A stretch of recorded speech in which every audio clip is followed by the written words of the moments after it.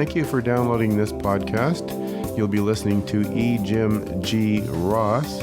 He will be giving the foundation lectures. This is lecture number 1, the foundation lectures for Gnosis. And let's begin. So, good evening, good night, good morning, good afternoon. Whatever you're listening to this lecture about Gnosticism, about Gnosis, have you heard that word before? It is within the word diagnosis. Maybe you've heard about the Gnostic Gospels, discovered in 1945 in Egypt. They are Gospels of disciples of Jesus Christ, which are not in the Bible. What about the Dead Sea Scrolls? They are also connected with the Gnostic Gospels, discovered at the end of the 1800s. There you will find the Gospel of Mary Magdalene and also the Gospel of one of the disciples that was accused of being a traitor to Jesus Christ. But this disciple explains in this scroll, in this gospel, Gnostic Gospel, he was never a traitor to Jesus. His name is Judas Iscariot. Now, about all of this, we'll be talking for the next few weeks and months and even years, if you are willing to listen more and more and more. So, we are connected with Gnostic institutions all over the world, in all continents, and we feel that humanity should have more access to this information because it is needed.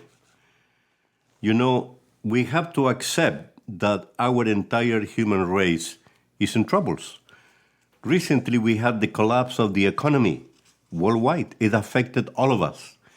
Business people, big corporations, medium, small corporations. What about the workers? The entire human race. Most of people make a living out of a salary. Well, we were all affected. Why is that? Why is that happening? What about earthquakes, tsunamis, global catastrophes happening everywhere? There was an 8.8 earthquake in Chile recently, at the end of February 27th, if I'm not wrong. 8.8 earthquake, stronger than the earthquake in Haiti. In Haiti, 200,000 plus people died. In Chile, not even 1,000 died because they were prepared for earthquakes. Well, what is happening really? What about global warming? What is that? You see, there are so many questions that are not really answered properly. The time has come to rediscover ourselves.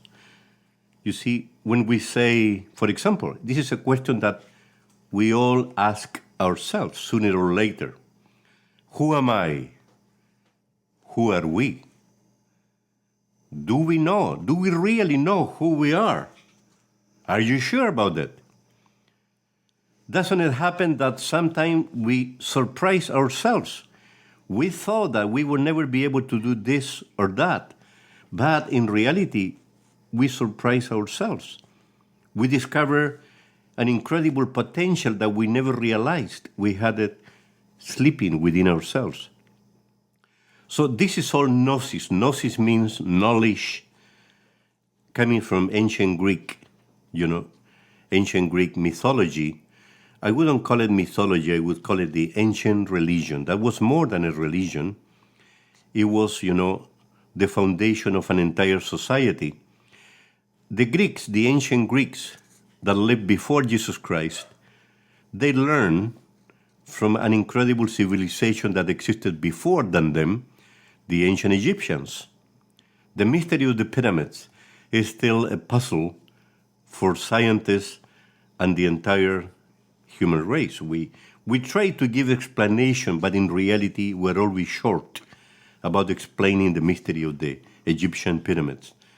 What about the Aztecs and Mayan pyramids in Mexico? What about the Peruvian pyramids? The Incas in Peru? You see, they are all mysteries. So it's very important that we, through Gnosis, we can explore our world from a scientific point of view, from a philosophical point of view, from an artistic point of view, and also from a mystical, or I would say religious also point of view. We study all religions, comparative religious studies. So when we study, ourselves, when we try to discover who am I, who are we, who are you, do you know who you are? Do we know who we are? The ancient Greeks used to say, they wrote in a temple, at the entrance of that temple, and you can still read it. O man, woman also, know yourself, and you will know the gods and the universe. What is that? Is it that the universe is inside of us? Are we a perfect representation of the universe?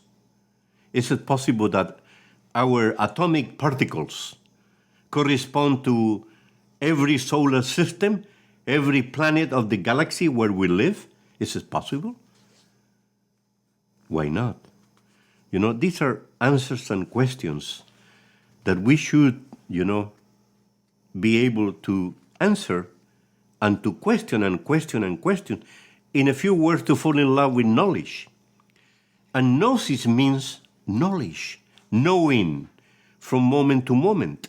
Do you remember when you were a child, you were learning to walk, you were learning to speak? Can you remember that part of your life? A very real, experience that we all had. Do you remember that we were bombarding our parents or our elder people, members of the family or whatever, bombarding them with questions? We wanted to know everything. Well, at that time, we were hungry and thirsty for knowledge, which is Gnosis. We wanted to know everything. Is there anything wrong with it? The answer is no. There is nothing wrong. At the contrary, what happened? Our parents or our grown-up people that we were in touch with told us to go to play with the other children. They were too busy to answer our questions. So what happened? We got disenchanted with that situation, and instead of continuing bombarding people with questions, we walk away from knowledge, from knowing. We were already learning to be in love, to fall in love with knowledge, and suddenly we walk away from it. That's the difference between excellence and mediocrity. When you are in love with knowledge, you want to know everything, you become a leader. That is the psychology of a leader. You continue learning no matter what. When you walk away from knowledge, when you don't want to know anymore, you become a follower. So, are we all designed to become leaders? The answer is yes. Especially when we learn to become leaders of ourselves. So who am I? Who are we? Do we know who we are? We are, according to Gnosticism, according to Gnostic anthropology, according to Gnostic psychology and philosophy, we are all spiritual beings, immortal spiritual beings. We have a body, we have a mind, we have emotion, we have instinct, we have a sexual life, we have a soul. But who are really, who we are, who are we? We are spiritual beings, immortal spiritual beings. So to understand all of that better, we need to immerse within science, philosophy, art, and mysticism. This is Gnostic anthropology. Gnostic anthropology, different than the anthropology that we learn in universities or in colleges or even in high school. The problem with our anthropology today is not anthropology anymore. It's actually, when you learn to do excavations, it's archaeology, an aspect of anthropology. But anthropology is much bigger than that, much wider than that. You know, anthropology is science, philosophy, art, and religions, all religions of the universe. So this is why the purpose of our lecture will be to learn Gnostic anthropology, to learn Gnosis, and to learn also a more complete anthropology, different than the one we have learned in universities or in colleges or in private institutions, etc. The problem again, when people study theology, you know, they immerse within the study of the Spirit, but they learn nothing about matter. You see, or people who study materialistic philosophies, they immerse within materialistic conceptions of the universe. And at the end, what do we get? An incomplete perception of reality. In Gnostic anthropology, we study spirit and matter. We even are more courageous when we say the spirit is the masculine aspect of life and matter is the feminine aspect. We could say that the spirit descended from a spiritual universe, a universe made of pure light, called the Absolute in many ancient religions, and the Spirit descended, created the universe, created matter, and made matter, you know, the wife of the Spirit, and the universe appeared, manifested. So the universe became pregnant with life, and here we are. There is an ancient, esoteric axioma that says, what's above is below. What's below is above. So our experience is here on earth, when we need a man and a woman to procreate life. Well, that's exactly what happens in the universe. The macro-universe and the micro-universe. So essentially, when we say that we are the galaxy, we're not, speculating. The entire galaxy is within ourselves. The problem is we need to do some work to be able to incarnate the aspects of the galaxy. Superior beings have done that work. Superior beings like Jesus Christ, Moses, Buddha, Krishna, Hermes Trismegistus from ancient Egypt, etc., etc. Huiracocha in ancient Peru, Quetzalcoatl in ancient Mexico. They are all superior individuals that incarnated aspects of the universe. They became, we could say, solar people. They incarnated aspects of the sun, all suns, or one sun or many suns. What about the immense majority of people? We could say that we are lunar people. So the purpose of life is to learn to transform the moon into a sun. In a few words, we're made from atoms from the moon. So the time has come to learn to transform those atoms, those atomic particles, in particles connected with the sun, to become solar people instead of lunar people. That's also connected with our psychology, But let's put some order into this, okay, because we are going in different directions, and it's very important, again, to understand Gnostic anthropology. Now, what about science? Science. Are we really scientists when we say we are? The situation is science doesn't consider inspiration, imagination, and intuition as part of a scientific method to perceive reality. They only talk about logic, thinking. What is that, The inductive and the deductive way to perceive reality. And what happened, What about, medicine? Laboratories every 3 years, every 5 years, they have to replace their medicine. Why? Because their inductive and their deductive method to perceive the cure for that specific illness didn't work. So what is the scientific approach into reality? Come on, what is science? Science means the study of the phenomena of nature, and when the repetition of the phenomena is continued, then we discover a law. Are we really applying cosmic laws into medicine? Or are we applying, an incomplete perception of the reality? I remember ancient doctors, actually the founders of medicine coming from Greece, ancient Greece. They had a total different approach into perceiving an illness. They were using also intuition. They were using inspiration, imagination, because they are all superior senses that we all have within ourselves. Albert Einstein, considered the man of the millennium, this is important to be remembered. Albert Einstein said, "Science without religion lames.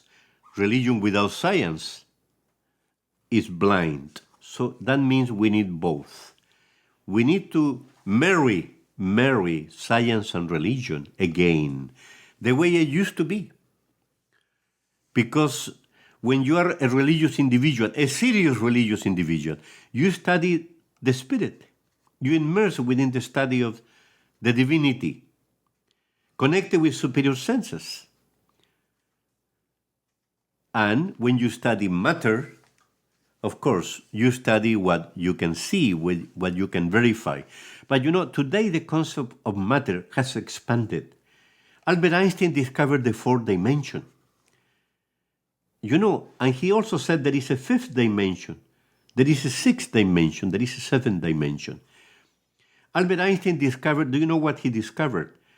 He discovered the electronic universe. We can say the ether of the universe, which is connected today with computers, connected with cell phones, television, radio waves, which is the bridge, listen to this carefully, this is the bridge between cells, human cells and the cells of the universe, and molecules.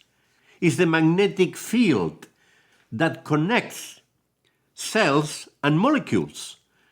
And this is the fourth dimension. The fourth dimension. We enter already the fourth dimension scientifically.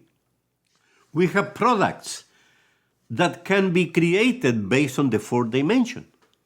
He discovered the relativity of time and space, but also he opened the door to explore the fifth dimension, which is the molecular universe. Did you know that cancer is a molecular virus? Did you know that? Well, scientists prefer not to talk about that. We do it.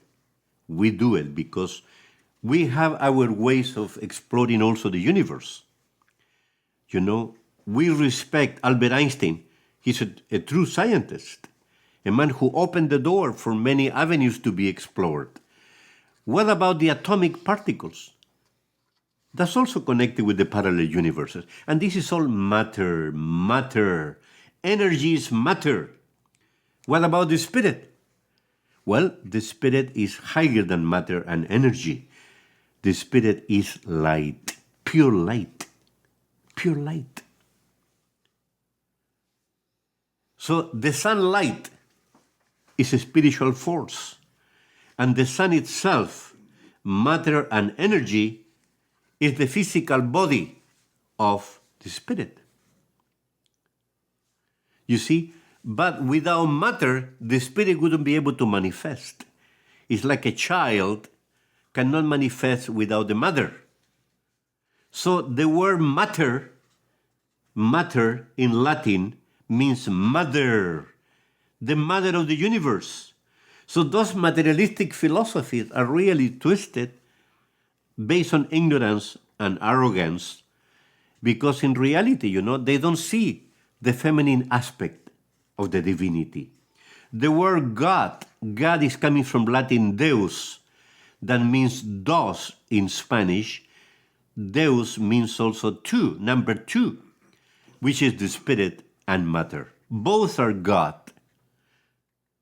So superior beings, higher than we are, and this is what the ancient Greeks used to say, know yourself and you will know the gods and the universe. Who are the ancient gods? Well, the same angels, archangels, seraphims, thrones, etc., etc. Christianity speaks about them, describes them. Jewish religion, there is no difference. Now, these superior individuals, they have learned to incarnate the spirit. In a few words, they have learned to crystallize the spirit, and they have learned to to crystallize the spirit and to spiritualize matter. You know what that means? So then, when you spiritualize matter and crystallize the spirit, you become one. The spirit and matter are not separated anymore. They become a unity. And when you do that, of course, you get closer to the divinity. You get closer to God. You become a sacred individual. Do we all have the potential to get there? The answer is yes. Do we like it? Maybe we are afraid of thinking about it. Don't be afraid. Fear is coming from what? Fear is the perception of the unknown. How do we eliminate fear? Transforming the unknown into known. And this is Gnosis. Knowledge. Don't be afraid of knowledge. That's the only way to grow psychologically and even physically. Even physically, because we can eliminate, illness if we know how to cure ourselves. If we understand what are the illnesses coming from, the cause of illness. So we will have a long journey together if you are willing to be with us. It will be our pleasure, our honor, our duty, our responsibility to share with you whatever we have learned from Gnosis, Gnosticism, from the Gnostic Gospels found in the Dead Sea Scrolls in the 1800s, from the Gnostic Gospel found in 1945, which are Gospels written by disciples of Jesus Christ, which are not in the Bible. That expand, listen to this carefully, this material expands the perception of Christianity. So, do you know what we learn from it? Maybe you won't like what I'm going to say, but I'm going to say it anyway. All religions are good. Why? Because all religions teach the same principles. Exactly the same principle. There is no difference. Don't confuse principles with institutions. The problem is the institutions through human history, they have forgotten their own principles. And when people say my religion is better than yours, they are wrong. They are wrong. Because all religions are precious pearls within the necklace of the divinity. They were all given to us by the divinity. Messengers of God, descended from the superior universes, superior dimensions of space, angels, archangels, etc. The Elohim reincarnated to help us, to give us all different religions. The problem is us. We, lunar people, we have, forgotten our own religions because we don't practice it. People say, I'm a Christian, I'm a Catholic. Are you sure? Are you? I'm a Jewish. Are you sure you're a Jewish? People say, I'm a Muslim. There is a big conflict right now because they accuse them of being terrorists, which is also wrong. If you study their sacred books, they're far away from being terrorists. What about the Hindu religion? What about, the Buddhist religion? The Dalai Lama, is a living proof that Buddhism is an amazing religion. Buddhism is actually, the fusion of two ancient religions, the Hindu and the ancient Tao religion coming from ancient China. So Buddhism is a beautiful religion. Now, we were talking about science. Okay, as we said, science without religion lames, religion without science is blind. So we need both to understand, to develop, to expand the scientific, real method, a superior kind of method to apply a scientific, perception of reality. What about philosophy? Who are we? Who am I? This is an important question. We gave already the answer. We are spiritual beings. We have a body. We have a mind. We have a soul. Now, where are we coming from? Well, the answer is all religions do agree with that. We are coming from the absolute. Einstein never said that the absolute didn't exist. He said time, only time and space. Time and space are relative. He never said the spirit is relative. Never said that. He practiced the Jewish religion, Albert Einstein. So we are all coming from the absolute. What is the absolute? It's the spiritual universe. The absolute, represents the uncreated universe. It means the spirit has always been, it will always be. It will never die because it was never born. And this is something that our little brains will never be able to understand, because the brain is designed to understand everything has a beginning, everything has an end. And this is wrong. The spirit has no beginning, has no end. It means that all of us, without exception, has no beginning, has no end. What suffered transformations is our body, our mind, our soul, you see, because they are matter. They are the vehicles of the spirit to manifest in the physical universe and also all parallel universes connected with matter and energy. So basically, what are we doing here? Another philosophical question. What's the purpose of life? Well, the purpose of life is what? Isn't it to grow, not only physically, to grow psychologically,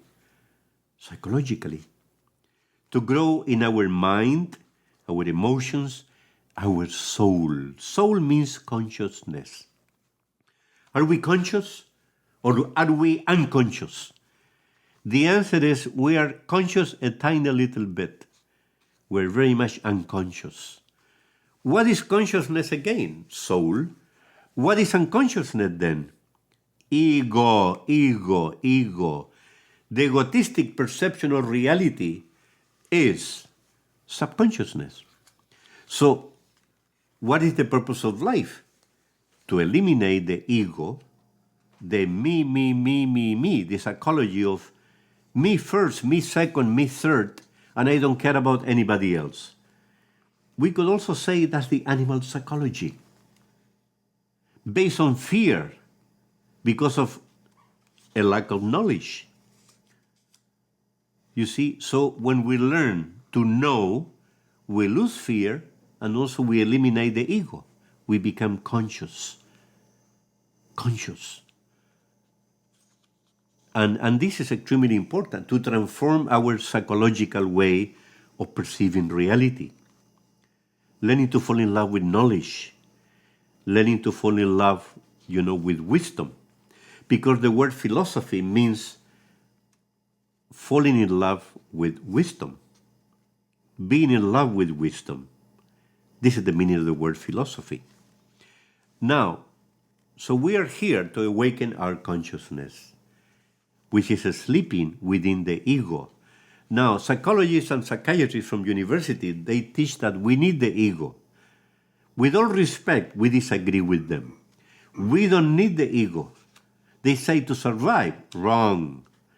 If you are conscious about reality, you survive better than those who have too much fear, because everything is coming from fear. Either we have a wimpy psychology or we are courageous. We have to learn to be courageous. When you're a leader, you are courageous. When you are a follower, you live in constant fear. And this is one of the causes of illness, fear, ignorance. Now, where are we going? Well, at the end of the planet Earth, we will return to the absolute. We descended from there. We can say we're a tiny little spark that lives in our heart. That spark, is our divine spirit. We could say we're a baby spirit. But also, when we compare ourselves with an angel, with a superior being, these superior individuals, they are not a spark anymore, they are a flame. It means they have learned to illuminate themselves. So the entire human body becomes a flame. Different degrees of flame, of course. So what's the purpose of life then? To transform from a tiny little spark that lives in our heart. We can say it's a divine atom, a master atom that lives in our heart, our real being, a little piece of God, a little piece of the divinity. So if we learn to transform into a flame, we have fulfilled the purpose of life. You see, and this is interesting to be comprehended, understood, discussed, analyzed, etc., meditated. So we are here to fulfill a purpose. We have a mission, we all have a mission, to learn to transform ourselves, to incarnate more and more aspects of the divinity, because in reality the spirit doesn't evolve. What evolves is matter and energy. But the spirit, is the universal spirit of life. When you become a superior being, an angel, a master, we incarnate higher and higher aspects of the universal spirit of life. But the spirit doesn't evolve. It's important to understand that. So what about art? There is a Gnostic art, different than the art just to make money, you see. And this is why today, in our modern times, this column, this ancient column of art, of the Gnostic anthropology, has become so much twisted and manipulated, going in the wrong direction. This is why our poor artistic world is in trouble, because we had made of the arts not a real search for beauty and perfection, but just, a way to, to make the ego stronger, to make our, unconsciousness stronger, to develop the animal psychology stronger, and to never learn to become real humans. There is a divine art. Can somebody who paints can represent a sunset with the kind of perfection that we can see with our own eyes? Can we represent a sunrise, with that beauty and perfection? I remember I was driving all the way from Canada to the US, and I witnessed, some beautiful rocks, mountains. And I was so impressed because some of those rocks, they look like somebody cut them with a perfect, powerful knife. The level of perfection of that cut was so incredible, and they were heavy rocks, And who did that? Mother Nature did it through rain, through wind, and also time. It was incredible. The beauty and perfection that you can see in nature is not very easy to be able to represent the way we do it. So this is art. What about music?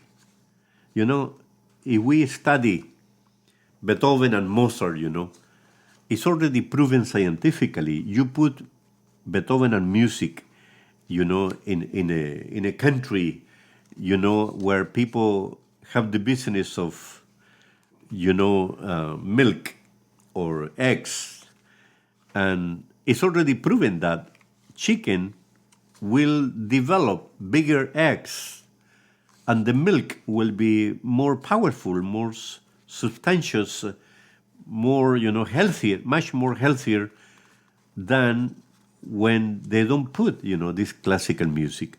Also, if you put classical music in an apartment or in a house with inside plants, they grow beautifully.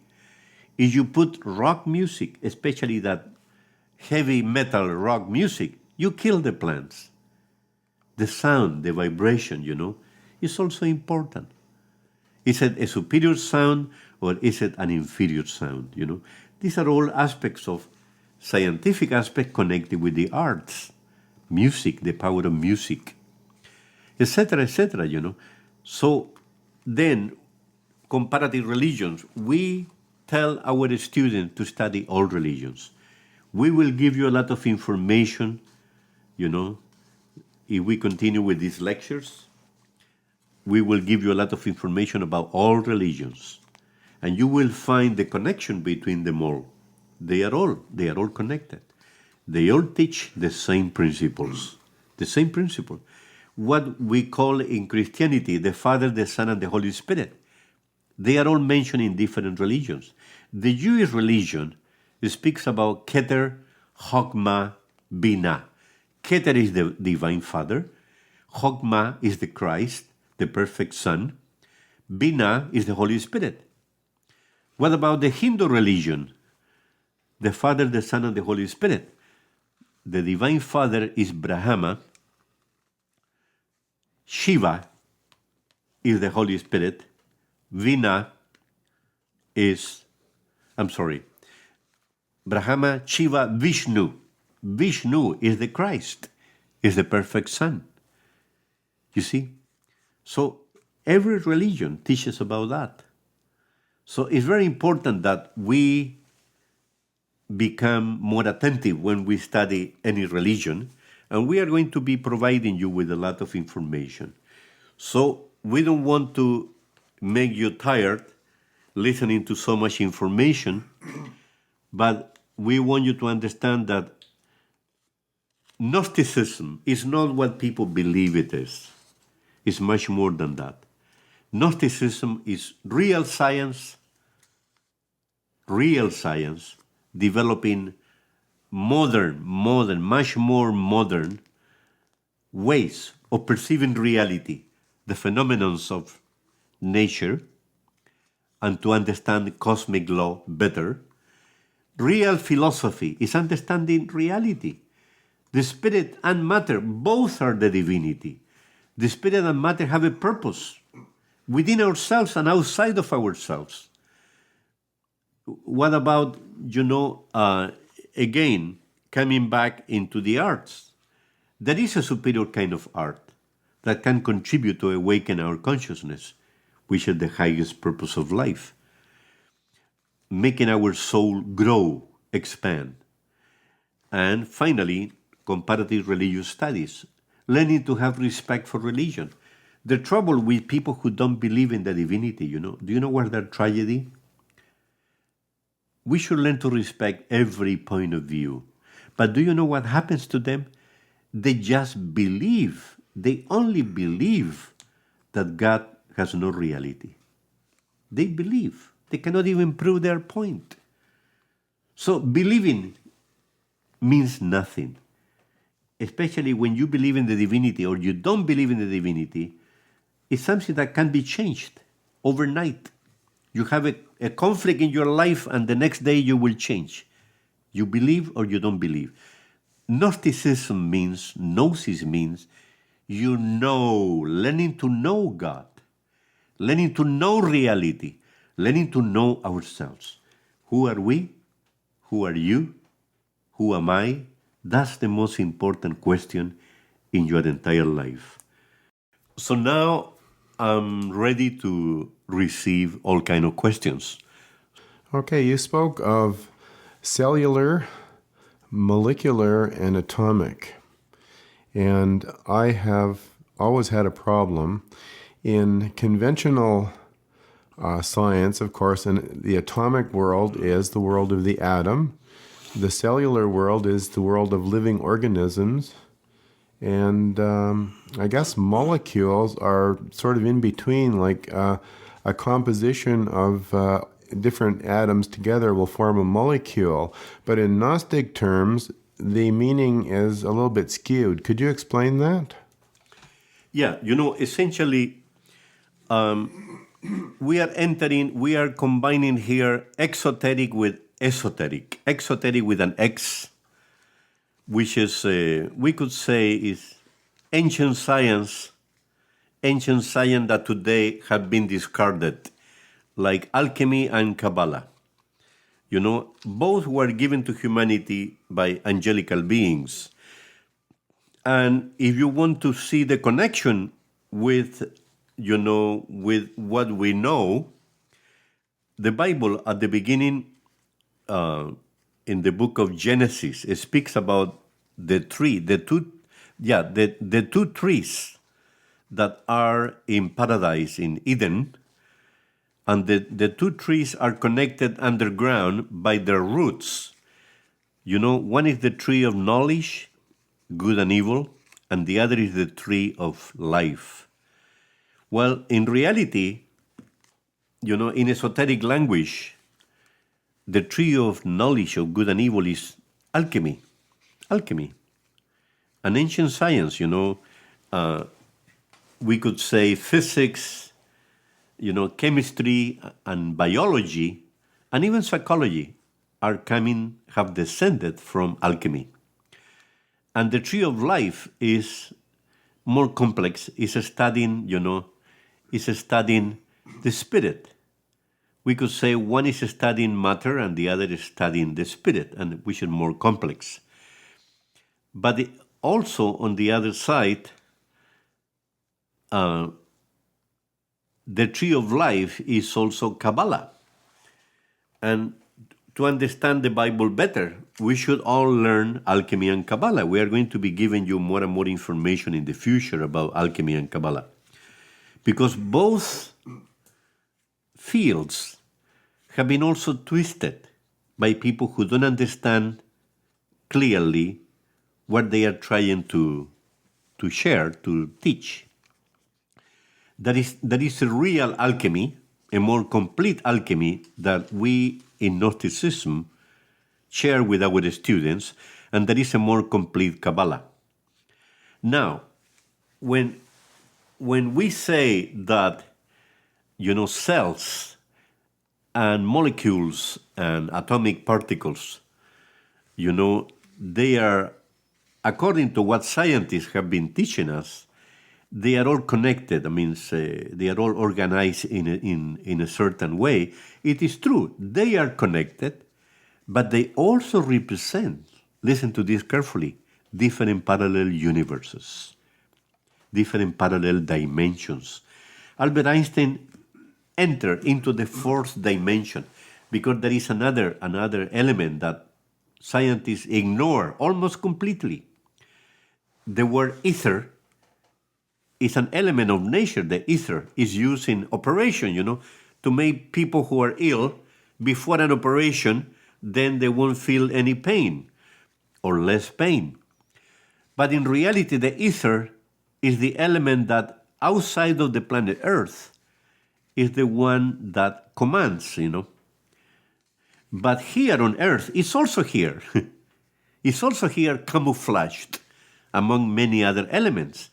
And that camouflaged element called ether is the one that produces the connection between molecules and cells. It's the electromagnetic field that we use for cells, telephones, television, internet, etc., etc. But we are just beginning to enter into that parallel universe. And the situation is, if we now provide more information about, what Gnosticism has been exploring and developing for centuries, for eternities, then, for example, the alchemists were persecuted by the Inquisition. The alchemists were called alchemists because they practiced alchemy. They also practiced Kabbalah, and they were persecuted by the Inquisition because, according to them, these two ancient sciences were against the divinity, which is absolutely wrong. So, to understand then this situation, we should also say that these parallel universes, the cellular universe is connected with the three dimensions: height, width, and length. But the fourth dimension, is, as we said, established a connection with the fourth dimension. Has four dimensions, not only three. They are the three plus the magnetic field that connects them all to give physicality the strength. And do we know that we have a body called etheric body or vital body that Russian scientists discovered more than 100 years ago? And this is the body that gives the physical body the energy, the magnetic field. Scientists discovered that more than 100 years ago with a camera called the Kirlian camera or something like that. They were taking pictures of a person sleeping, and that person, didn't realize that they were taking pictures of him or her, and the camera, when the pictures, were later, released, they discovered two bodies, one floating above the other one. And they said there must be a problem with the laboratory. So they take more and more pictures, and after a few years, they realize that in reality, that camera had the power to enter into the fourth dimension. Today, it's being used by the police, by the military, secret services, when they are trying to trap a group of criminals, in a place, in a building. They can see through the walls, and they can see the people inside because that camera has entered already the fourth dimension. But they are not completely developed because they should be able to see more. So that etheric body or vital body, when we are sleeping, levitates above the physical body. And that body, in the morning, returns to the physical body to impregnate every atomic particle of this physical body, every cell. Because they are all connected. It is true they are connected. But on the other side, they represent a perfect organism which is also different to the others. So there is an etheric body, a perfect replica of the physical body that lives inside the physical body, lives inside the cellular body. What about a molecular body? Did you know that we have a molecular body? Called the astral body by many esoteric schools. Do you know that we have a mental body? So the mind is not the brain. And our scientists are convinced that the brain and the mind are the same. The brain is just a case, a rounded case, where thoughts are developed, but it's not the mind. You see, the mind is something much higher. It's an atomic body made of atomic particles. You see, and this is what, and the universe is also developed the same way. So we need different bodies to move within the different parallel universes or parallel dimensions of space. You talked about awakening consciousness, and I think, myself included in this, the vast majority of people in the world do not know what it's like to have the consciousness awakened, won't even understand what that is. So the question basically is, what is it like? What is the experience to have your consciousness awakened? Is there any way that could be explained? Yeah, the word consciousness is coming from Latin conscientia. Conscientia means with science. It means that to awaken our consciousness, we have to be truly scientist. Truly scientist. A truly scientist is the one who knows the laws of the universe and who knows how to apply them properly. So basically, let me give you an example, The universe had been created.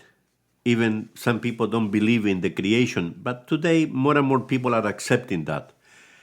The universe had been created through mathematics and music. So everything is mathematical, and everything moves through the power of music or the power of vibration. The universe vibrates. All atomic particles of the universe vibrate and move around. So essentially now, to understand, science better, we have to understand mathematics and music. This is why Albert Einstein was a very exceptional individual, because he was a mathematician, but he was also a musician. Did you know that he was playing violin, classical music in his violin beautifully? He was a true artist. Now, so consciousness means applying science to wake up to reality, because when we are subconscious, unconscious, or infraconscious, it means that we are sleeping before the eyes of reality. We have eyes and we cannot see. We have ears and we cannot hear. Eyes to see the mathematics of the universe, and ears to hear the music of the universe. So this is the problem with the medicine. When people create medicine, and after 3 years or 5 years they have to replace that, it's because mathematically they are doing an incomplete work. The whole universe is suspended into space, holding each other. Every planet, every solar system, every galaxy is holding within each other. Every atomic particle is holding to each other in a perfect mathematical formula. When we lose the balance, it's because we are the ones who create the disaster. Because we are ignorant, we are not scientists enough to be able to understand the mathematical creation and also the power of music, the power of vibration. So awakening consciousness means that. It's a scientific situation. It's learning to be scientists ourselves. But that also means we have to learn to awaken our superior senses, because we do have superior senses. The 5 senses are incomplete. The 5 senses don't perceive reality the way it is. You know that we have 7 endocrine glands, which are atrophied. Our entire human race, is in trouble because we have degenerated our human organisms. So through Gnosticism, through Gnosis, we learn, because it's our duty to do that. God gave us all the powers of the universe, and we are not using them. We are not awakening that possibility within ourselves. So the 7 endocrine glands correspond with 7 superior senses. Inspiration is one of them. Imagination is another one. Intuition means knowledge without thinking. We don't know how we know, we just know. So we have to learn to awaken these superior senses. What about telepathy? How many times, we are walking on the street and we visualize a friend. We see it clearly before our eye, but the friend is not there. We visualize it, and then we transform that visualization into a thought. Oh, my friend here. We walk to the corner of the street and the friend appears mysteriously. I was just thinking in you. Well, that was telepathy. We connected, and the other one will say, yes, me too. A telepathic connection. That, do we know how to use that? On our own will. This is the point. Awakening consciousness means learning to develop our human machine in an amazing way, what Mother Nature gave us, and also connected with the Spirit, because the Spirit gave us that power, that superior perception of reality. So we have to be grateful to God, because God gave us so much, and we are not using what God is giving us, the power of life, learning to grow spiritually, psychologically. So, and what is blocking us is what we said, the ego, subconsciousness, unconsciousness. So we learn in Gnosticism to annihilate that subconsciousness, unconsciousness, infraconsciousness. By doing that, we awaken our consciousness. It's like our ignorance has eaten our intelligence. So we have to stop developing our ignorance and to transform that into knowledge, hunger and thirst for knowledge, the way we used to be when we were children. Then we will become more natural, because we're not natural. We believe we are, we're not. We became mechanical. We lost our creativity. And that's connected with love for knowledge, hunger and thirst for knowledge, to awaken our creativity again, to connect spirit and matter in a perfect equilibrium until we can unify both. So this is, probably I can, develop more and more and more the same concept, but I believe that this is important. Learning to annihilate the ego. The Buddhist religion teaches that clearly. They call it Buddhist annihilation. Annihilation of the inferior nature, which is the ego. The me. Christianity teaches about the 7 deadly sins. All religions teach about the ego. The Jewish speak about David fighting Goliath.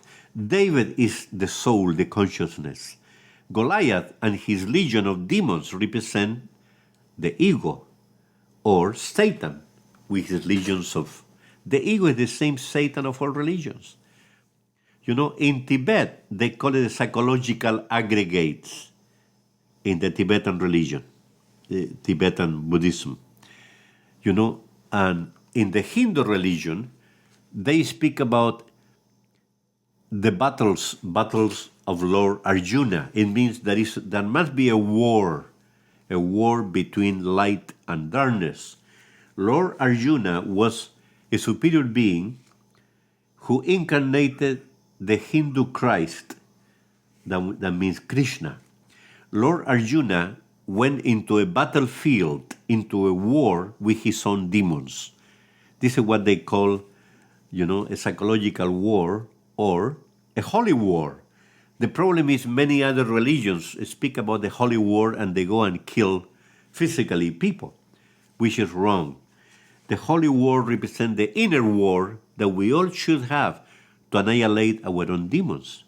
Because subconsciousness or ego is the same Satan of all religions with his legions of demons. And this is why, Jesus Christ was teaching about that, the 7 deadly sins, that we have to transform into the 7 virtues of the Spirit. Or to be more aggressive in our, explanation, we could say, how do we transform the animal psychology into a true human psychology, where we care about everyone? When you're a true human, you have learned to love. When you're not a human, you're a subhuman, which is true. People who have learned to love are people who care about everyone. They make a difference. But most of people fall in love with love. People speak about love, but do we really know what is love all about? That love is the same divinity itself. We have to learn to incarnate the divinity by opening opening the door and learning to love, so then the divinity will be able to enter within ourselves. Yeah, well, our next lecture will be evolution, the law of evolution, the mechanical cosmic law called evolution, and we are going to criticize Mr. Darwin because even he is considered a genius. We accept that he was a very unique individual, but on the other side, he was incomplete. So the next lecture will be evolution, involution, another cosmic law, and finally, a superior cosmic law. We can call it re-evolution or regeneration, which is the way out of mechanical laws that don't allow us to grow spiritually. Because we said the spirit does not evolve. The spirit or God, the divinity, is not imprisoned within two cosmic laws which are mechanical. The spirit is free. The spirit moves around without any problem. We are imprisoned within ourselves because of our own ego, because of the animal psychology. So my next lecture will be about that, evolution, involution, revolution, or we can also say, instead of evolution, generation, the law of generation, involution, degeneration, and revolution or regeneration. That should be our next one. All the best, and thank you very much for listening. Thank you for downloading this podcast. You have been listening to E. Jim G. Ross, a series of lectures. This is lecture number 1. Lecture number 2 is available on the website at rickyradio.com. Thank you very much.